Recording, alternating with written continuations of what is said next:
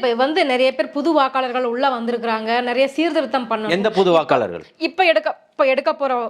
இப்ப எடுக்க போறதுல நிறைய புது இங்க வாக்காளர்கள் பூர்வீகமா இருக்கக்கூடியவர்கள் வாக்காளர்கள் உள்ள வருவார்களா? வட மாநிலத்திலிருந்து வந்து தொழிலாளர்களா 10 ஆண்டு 5 ஆண்டு பணியில செஞ்சுக்கிட்டு இருக்கக்கூடியவர்கள் இன்னைக்கு எழுதி கொடுத்தா அந்த வாக்குகள் கொடுப்பீங்களா? அவங்களுக்காக தானே சார் கொண்டு வந்ததே இந்த சட்டம். இது உங்களுக்கு தெரியுது இல்ல? அவங்களுக்காக தானே கொண்டு இதுதான் வந்தது இந்த கேட்கிறேன். சட்டம். என்னுடைய ஜனநாயக உரிமையை நம்ம மறுக்கணுமான்னு கேட்கிறேன். என் ஜனநாயக உரிமை பறிக்கப்படுதான்னு கேட்கிறேன். என் ஜனநாயகத்தை என்னுடைய அடையாளத்தை ஏன் அழிக்கிறீங்கன்னு கேட்கிறேன்.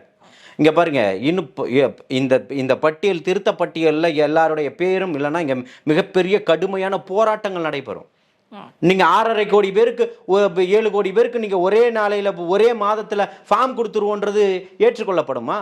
நேற்று ஒரு விலங்குகளுக்கு எல்லாமே வந்து பார்த்தீங்கன்னா ஒரு 5000 பேரோ 6000 பேரோ ஒரு இடத்துல கூடுனாங்க. அதுக்கு வந்து 7 இடங்கள்ல 7 மண்டலங்களில் வந்து அந்த செல்ல பிராணிகளுக்கெல்லாம் வேக்சினேஷன் போட்டுக்கலான்னு சொல்லிட்டு ஒரு இது கொடுத்துருக்குறாங்க.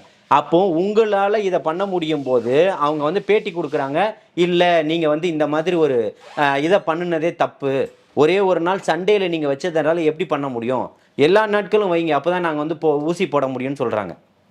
சனி ஞாயிறு 2 நாட்கள் 7 மண்டலங்களில் 5600 பேரால் போக முடியாத ஒரு விஷயத்த 6.5 கோடி பேருக்கு ஒரே மாசத்துல போயிடலான்றது எந்த விதத்தில் எடுத்துக்கொள்ளப்படும் சொல்லுங்க?